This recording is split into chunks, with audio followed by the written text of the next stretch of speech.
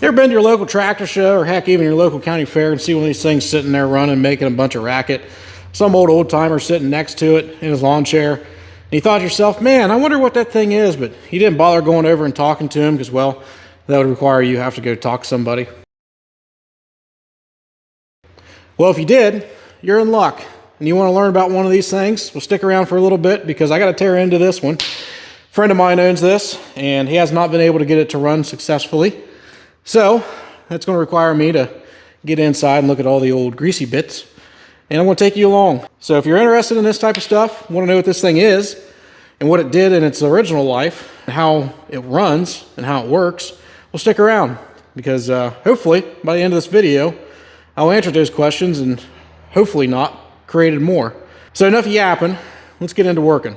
First order of business would be to just answer what the heck this thing is. This is a 2-stroke engine made by the Bessemer Gas Engine Company, Grove City, PA. She's fairly old, patent 1899, 15 horsepower. And yes, this giant monstrosity is only 15 horsepower.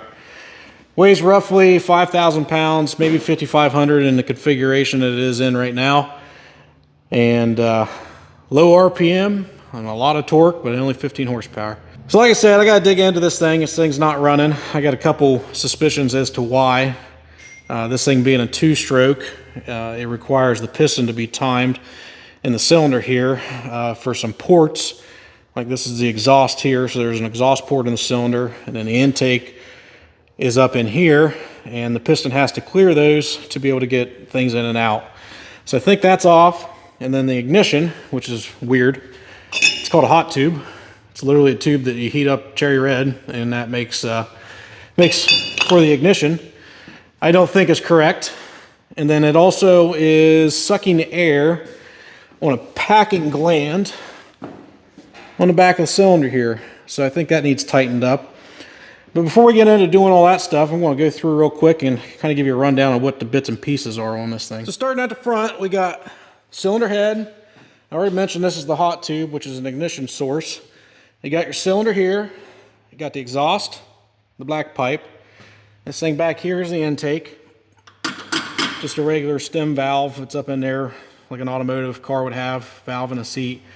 When the cylinder piston goes forward, it would draw a air fuel charge in behind the piston. And how it would do that would lift that valve up, and you got air inlet on one side, and then this all but black pipe in here is your gas, which would be natural gas, or in this case propane, on this side, and they would get mixed in the intake and then up into the cylinder behind the piston. This is the governor here that would regulate the fuel going on into this. This is actually bypassed at the moment, so we're going to regulate it with this diamond valve here by hand. This is a cylinder oiler up top that just drips oil down on top of the piston. This is a secondary ignition source, which is a magneto, like a tractor or an early car would have. This just happens to be a single cylinder, one spark plug magneto. You got your flywheels there, 2 of them. They're, if you care, I think 68 inches in diameter. And then you got your crank back there with the connecting rod here. Your crank's connected to your flywheels, obviously. Connecting rod goes to this little thing, which is what we call a crosshead. The crosshead sits inside the crosshead slide, and it connects to another connecting rod. What that thing does is it takes the pivot motion of this rear connecting rod and just turns it into lateral motion like this. Because this connecting rod is connected to the piston inside of the cylinder, and the back of this cylinder is actually closed off. Being that this thing is a 2-stroke, you have to have some place for your air fuel charge to come in and then get forced into the combustion chamber. Well, it's done behind the piston. In order for that to work, you can't have the whole back of the cylinder open. So this connecting rod goes through this packing gland, which I think is leaking, and then yeah, it goes to the piston and goes up there and makes things go boom, makes the flywheel spin, and this thing should run. So now we're familiar with all the bits and pieces. Let's dig into it. I'm going to use this visual aid as to try to explain what's going on inside of this cylinder here that makes this thing a 2-stroke and makes it work. So we got your water jacket here. The green space is the inside of the cylinder where the piston would travel. And then we've got your exhaust port here coming out of the cylinder. You got your intake port or your transfer port up here. The reason this is called a transfer port is your actual intake, where your air fuel mixture is down here, comes into a chamber on the bottom of this cylinder. This is divided. These two chambers are divided right here, about midway in the cylinder. So this chamber here is your air fuel mixture. It comes in, and the piston, when it goes forward, creates a negative space, allowing that negative space to get filled up with your air fuel mixture inside of the cylinder itself. And then when the piston comes back, it starts pushing the air fuel mixture somewhere. Well, it's got to go somewhere. Well, it's not going to go back out through the intake. It needs to go up through this transfer port, through here into here. And once this piston clears this transfer port, it puts the air fuel mixture inside of the combustion chamber. Now, if you notice, I got little notches on this piston, and that's actually how the piston inside of this engine looks. And I'll pull the cylinder head off so you can see that. But these notches here are actually there to, when they clear this port, to help divert the air fuel mixture into the combustion chamber. And it does two things. If those weren't there and the piston just cleared and this was just a squared off piston, well, your air fuel mixture is just going to go straight down out the exhaust. So you don't want that. You want the air fuel mixture to come in and it hits on this curved edge. And most of your two-stroke oil-filled engines, like this, have some sort of diversion on the piston to help direct your air fuel charge. Because the majority of your oil-filled engines have this similar setup as far as a two-stroke goes. You've got your chambers here, you got a transfer port, you got your intake. Now, your intake could be on top and a transfer port could be on bottom, or any combination, but they're all kind of set up the same. So the air fuel mixture comes in, it gets directed into the combustion chamber. This piston's coming back, or by this time this piston's all the way back. So all this air fuel mixture that was in here when the piston was forward is now compressed and is being forced in to the combustion chamber. It gets diverted, and it does two things. It diverts it that way so it don't go out the exhaust, and it also aids in cleaning this combustion gases out of here, because it's diverted here and it mainly travels along the upper part of the cylinder and then wraps back around. Well, when it wraps back around, it helps force the exhaust gases out the exhaust. The piston timing is important because it has to clear this port by just enough to let the air fuel mixture come in, not be open too long, and also not be open enough to let all this stuff happen. So that's why piston timing is something that I want to check, because I got to make sure it's clearing this port enough for long enough to let the air fuel mixture in. So once the air fuel mixture is in, then your piston is going to start going back forward, and the piston itself actually acts like a valve. It's going to shut the access from the intake port and the exhaust port off as this thing moves forward. Now you can see these things are off. It's going to compress all your gases. It's going to go up, and then the hot tube on the front of the engine is going to fire, and then it's going to come back, and it's just going to clear that port, and vice versa. Again, your air fuel is going to come in. It's going to help force the exhaust out, and then your piston is going to go back forward and fire again and repeat the process. So yeah, that's why your piston timing is important, because it has to clear this port, because your piston acts like a valve, and it has to be able to clear this port just enough to let your air fuel mixture come in. Hopefully that's clear as mud. So in order to check the piston timing, I'm going to take this inspection cover off that goes right into the transfer chamber that's on top of the cylinder. The transfer ports are right here. We'll be able to actually look right down into the cylinder and see the piston itself. I'll have to move the piston to bottom dead center, and then we'll take our measurement as to where that piston is in relation to the ports from there. So before we can do that, I got to take this cover off, and then we'll turn the engine over to bottom dead center and see where it is in relation to the edge of these ports. And if we have to adjust it, the connecting rod is threaded, so we'll just take a lock nut off and then spin the piston itself, and it'll either spin forward or backwards and put it wherever we need to have it in relation to them transfer ports.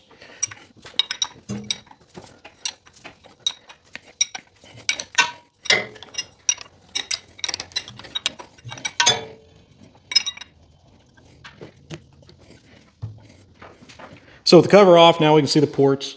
The piston's almost at top dead center, so I need to move it back and get it to clear these ports and see where it is in relation to the back edge of the port. That there's your transfer chamber. It runs all the way to the back here on the top of the cylinder. So next thing to do, spin this thing to bottom dead center and see where the piston ends up in relation to those ports.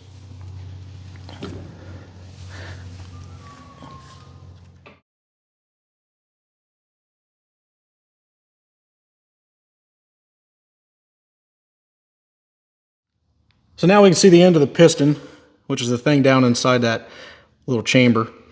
It is actually too far, focus, it's too far forward. It looks like about 1/4 of an inch. So we're gonna have to bring that back to the back end.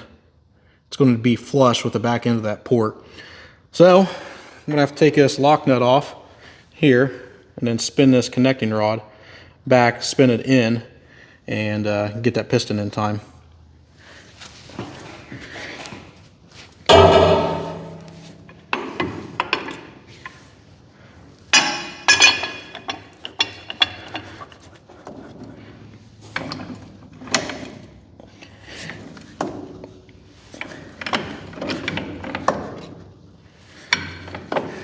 Now as I'm spinning this thing, I keep checking the piston to see where it's at. Let's see if we're getting close.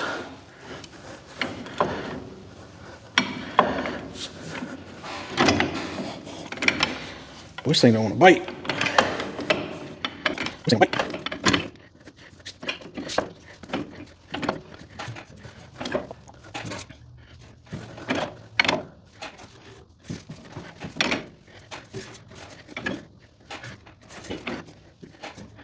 So that's how she should look. The piston flush with the back of the ports. So now that's taken care of, I'm going to move along into the packing here and make sure that that thing's tight. So another problem I noticed with this is that there was air getting out around this shaft. There's a graphite packing on the inside behind this thing. This is the piece that pushes the packing in and gets it tight around the shaft. I'm just going to assume this needs tightened up, but I'm going to pull this off, take a look at the graphite, and see if I need to add something to it or if it needs replaced. And if not, I'll just throw it back on and tighten this piece back down, and it should seal up around this. This shaft's a little wore. It's got some streaking in it from years and years of use and abuse, but that graphite should be able to conform to that and get a good enough seal.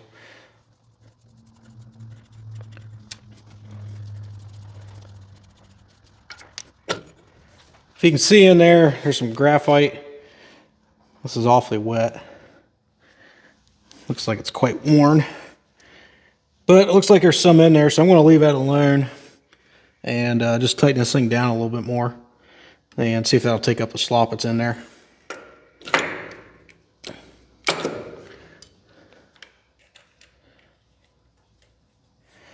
Well, let's see if I fixed the leaking issue there.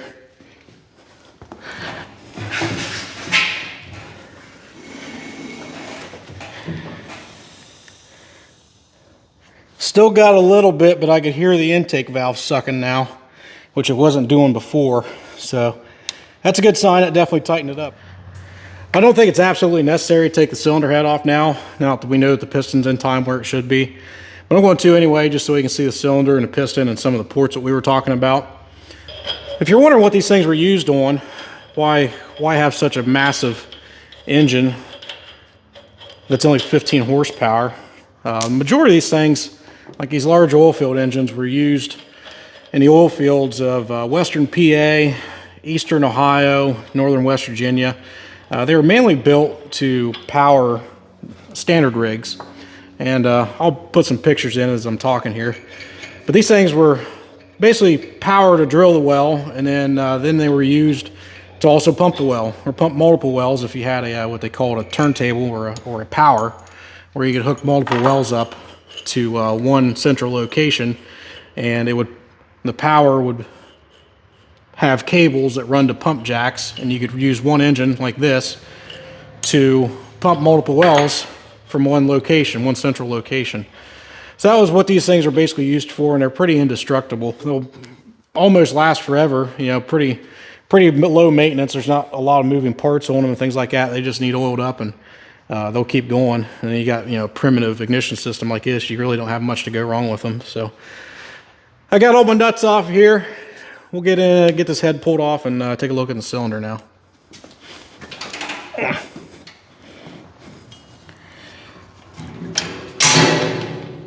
Ruh-roh. Didn't mean to do that.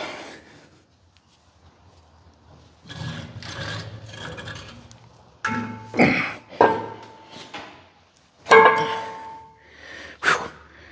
case you're wondering, that's as heavy as it looks.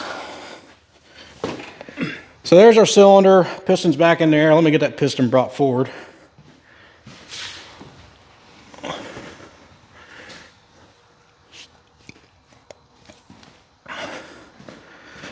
So if you remember how I said the piston had this curve on it, and that's the curve I was talking about on our little cardboard piston there. But that's the piece that directs the air-fuel mixture up into the front of the cylinder. Now, as you can tell, this piston protrudes out of the cylinder quite a bit. Oh, I'd say almost 1.5 inches. And that's another reason your piston timing is important, because if it's too far forward, well, then your piston's going to slap your cylinder head and cause all kinds of bad things. So important to have piston timed. I'm going to pull this thing back, and then we'll take a look at the exhaust port and the intake port from the inside. So there, with the piston back, you can see the exhaust ports on the bottom and your intake ports or your transfer ports on the top up there. So we're good there. And the other thing you got to keep in mind is these little tabs on either side of the piston. They need to be flush with the edges of the transfer ports. It just helps in directing your air-fuel mixture in. The exhaust really doesn't matter. It's the transfer ports up top that do. So we're good there. I'm going to throw the head back on, and then we'll tear into the hot tube. Well, I got the head back on, but it wasn't without casualty. Broke a head stud. Have to fix that. Let's get into the hot tube ignition system on this. So this thing literally uses a little torch right here, or burner as we call them. This one here is just a little propane burner off of I think a propane torch that he's got hooked up here, but it seems to work. You have a constant flame that goes inside this chimney here. This chimney will come off, and all that chimney does is just retain heat around this. This is your actual hot tube. It is a hollow tube. Top of this is capped off, but it's hollow into the cylinder. And this gets cherry red and with the burner here. And when your piston comes forward, compresses all your air-fuel mixture. Once it gets up and gets forced up inside of here, this will be hot enough and it gets compressed enough that it will ignite and go back. Now, they use these because of being in such remote areas. These things would run off of the same gas the engine's running off the wellhead. Pretty reliable. The reason I think this one does not work the way it should is this tube is too short, because you time your engine via the hot tube. A tube of this size, or a tube, say 6 inches, which would be about 2 inches longer than this, with the same diameter on the inside, this tube would make it fire earlier than the 6-inch long tube. So your length and your diameter on the inside of this tube will determine your ignition timing on this engine. So with this one here being homemade, I think the guy that owns this made this, I'm going to guess that the diameter inside might be too big. I'm already assuming that this thing's too short. So I got a replacement tube that I'm going to put in here that's about 6 inches. Pretty standard that is used on these things. So I'm going to get this yanked out and we'll compare them side by side and see what the differences are. So here's the tube out of the engine. This is the one I'm going to put in it. We're going to compare these. Now this one here appears to just be a stainless piece of pipe that's capped. Now this is dangerous. This thing will explode. This thing would have fired hard. It would have ruptured the side of this or blew this cap off. No bueno. This is a hot tube, an actual hot tube. This is a stainless rod that was drilled and tapped. So there's no weld on the top. That was a solid rod. This is what I'm going to replace it with. So your typical hot tubes that go on an engine are anywhere from 5/16 of an inch to 3/8 of an inch inner diameter, somewhere in there. people years and years ago figured that out to work. And your typical length is 6 inches to 8 inches. So no bueno on this one, bueno on this one. So there's the new tube installed.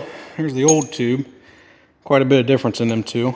So with that being done, I'm gonna throw the chimney back on and plumb up the burner and plumb up the propane tank for this thing. I think we're pretty close to getting ready to fire her up, maybe.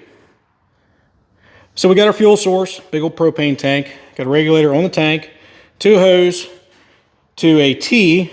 The hot tube runs off of this. That goes up to the burner right there. The burner runs off of 3 to 5 psi, somewhere in there. The engine itself should run off of 11 inches of water column. So this one here, a little bit high, but we should be able to be fine with that. So we got a regulator to regulate the PSI down to 11 inches of water column, 11 inches. That goes into a volume tank, which is just a 25-gallon or 25-pound propane tank underneath. And then that comes back out here into this pipe, goes through the governor, which is bypassed. That governor's just wide open, down to here to the diamond valve that we'll actually use to control the flow of fuel to the intake, and then over to the intake. So that's a fuel system in a nutshell. When the intake valve opens, you might be able to hear it. I'll turn that on. There. You can hear it demanding for fuel. You actually see it demand. So she takes fuel when that intake valve opens, and that valve opens when the piston goes forward, creates that negative space in there, that vacuum, to lift that valve open. So first thing we got to do is light the burner, let that thing get hot, and once it's up to temp, then we'll try to make this thing go boom. I did move the exhaust down towards the ground so I didn't put a big black spot on my ceiling, and I'll lift the door up when I get to start this.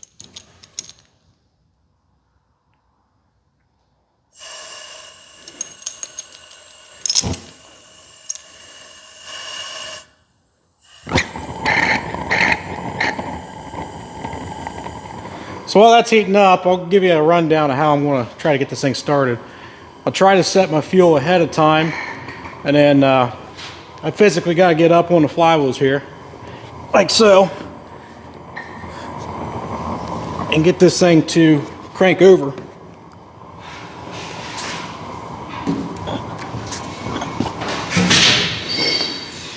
See, she's already ready to run. That was a little bit of fuel that we had in there to begin with, so yeah, promising at least. So remember what I was saying about having to get that tube hot, red hot? Well, she's there. That's about the color you want to see on that tube, so we're pretty much ready to start this thing. Fingers crossed that it'll go.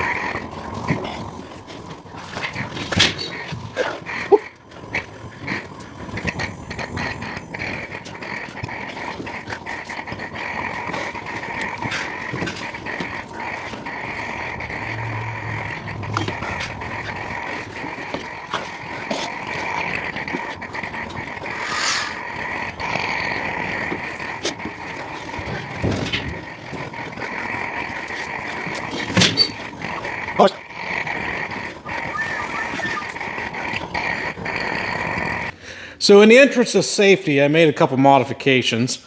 Instead of me having to get up and kick this thing over, this isn't the most ergonomic setup here to get on the flywheels and stand on the trailer and have all this stuff in my way. To try to start this thing, I've got her plumbed up to some air start, which is really handy. So, got air start, but I'm having some issues with fuel. And I think a lot of it has to do with a light intake spring on this. And I noticed some gas coming out of the intake side. So I think the valve itself needs lapped in. So I'm gonna pull that intake off and hopefully lap that valve in, and it'll solve my gas flooding problem, and maybe I'll be able to get this thing to run. Fingers crossed. So I got the intake valve pulled out of the engine here, and well, part of the problem I think might be all this oil that's on it. That oil is creating extra surface tension. When that valve goes to open, it's taking an extra bit of effort for the engine to pull that up. So I'm gonna clean all that off and clean up in here out, get that oil out of there. And I'm still gonna lap that valve in, but I think that oil might be not helping, that's for sure. Well, I got all the oil cleaned up and out of this thing, and I went ahead and lapped the valve in. It didn't really look terrible, but I went ahead and did it anyway since I had it out, just to be sure. Since I got this thing out, I'll kind of explain how the valve, or this intake itself, works. There's two chambers. You got one chamber here that leads out to here, and this is where your fresh air comes in. So fresh air goes in and comes up through the center, and then all these little holes have their own chamber behind it, and that is where your gas comes in. So your gas comes in through all these holes here. This valve sits down on top like that. When the valve's down, no gas is coming in. When the valve lifts up, it lets gas. Obviously this here side is inside the intake chamber of the engine. So your air fuel mixture, when that valve lifts, goes into the chamber inside the engine, and then that's what goes into the piston and up into the combustion chamber and fires. So, pretty simple. Two separate chambers. The valve blocks off the gas when the engine goes forward and demands for gas to come in. Lifts that valve up, your air fuel mixture comes in, then the piston does the rest. This is the spring that was on it. This is the spring I'm going to put on it. I'm going to cut this one in half, and it actually goes up inside there just a smidge. So I'll cut this in half, and it should be pretty close to the way it needs to be. This is threaded so I can adjust the spring tension, and I'll do that, get this thing thrown back in, and fingers crossed that's the last of our problems. So since I got the intake put back in, and I've been fighting with this thing for about the last 3 evenings, and I was fighting what I thought was too much fuel. So I changed the intake spring to something heavier, and then went the complete opposite direction. I just took the whole thing off with no spring on the valve at all, and I at least kind of got some fires out of it. Now, when I was getting the fires, it was firing super, super early, about there, which is no good. So I decided that wasn't my issue anymore, and went over to doing the timing on the hot tube. So I put this 6-inch tube in it, which made it better than what it was, but I was still having early ignition issues. So I went and made one. Now this would be temporary just to get the length. As you can tell, they're different lengths.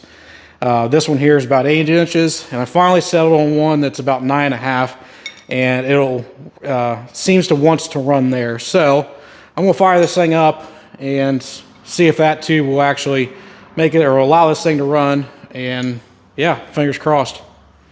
I've already got the gas set from when I did kind of have it running. So the hot tube's hot. I'm going to try something. I'm going to try to kickstart it like they would have done in the field before I switch over to doing the air. So if it's set up right, it should start. Maybe.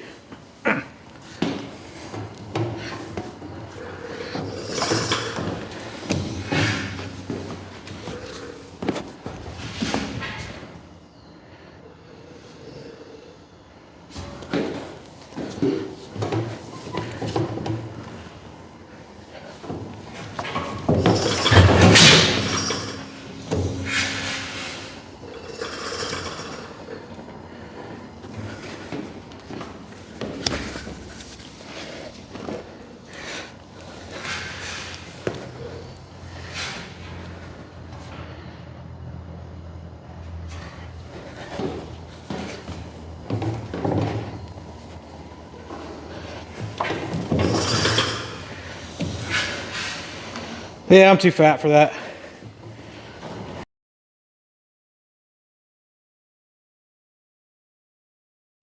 Something I do want to mention about if you have one of these at home and you're thinking about maybe doing the air start deal, it is a possibility to blow one of these things up by doing the air start. Where people get in trouble with it is they'll have the gas on and trying to air start it, basically like how I was, and essentially supercharge it. You get too rich of a fuel mixture in there that wouldn't normally ignite under normal circumstances. You add some oxygen to it, now it becomes a really rich fuel source, and that sucker will explode, could blow the head off of it. Or I even heard stories, and I know they're true stories, where on some of the smaller bed plate engines has cracked a bed plate. So if you're going to air start, play with it first, get comfortable with it. I feel confident in my abilities to kind of time it right and not introduce too much air, but I'm either confident or stupid, one of the two. But it does make it a heck of a lot nicer to get the thing to run.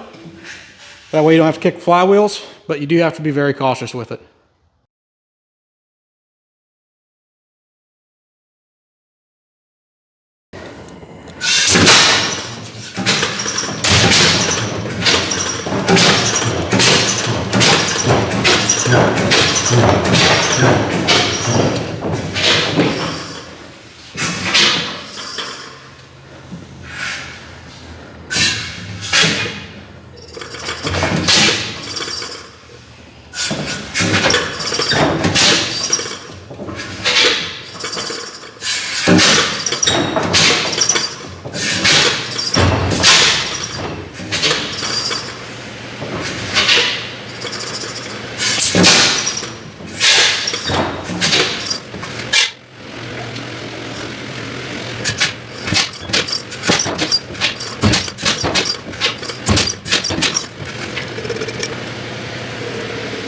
I put the spring back on, and apparently it's not liking it.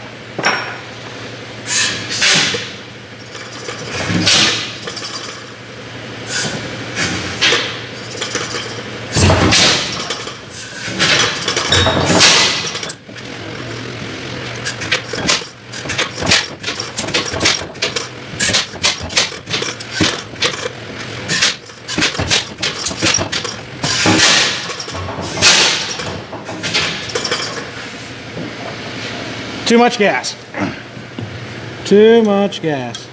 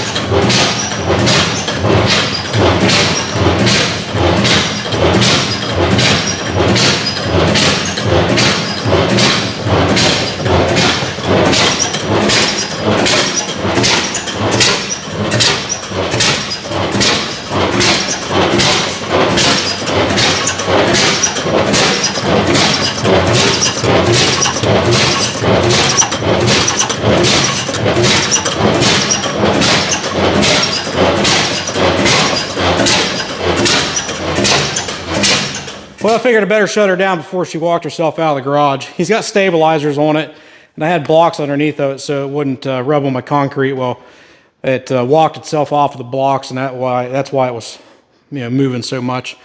But hey, it's running.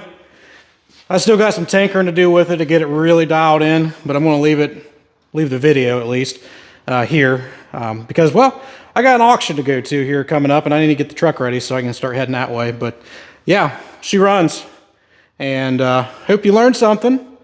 And I know I did with the hot tube stuff because I don't usually mess with the hot tubes. I got kind of an understanding, but not like an expert by any means.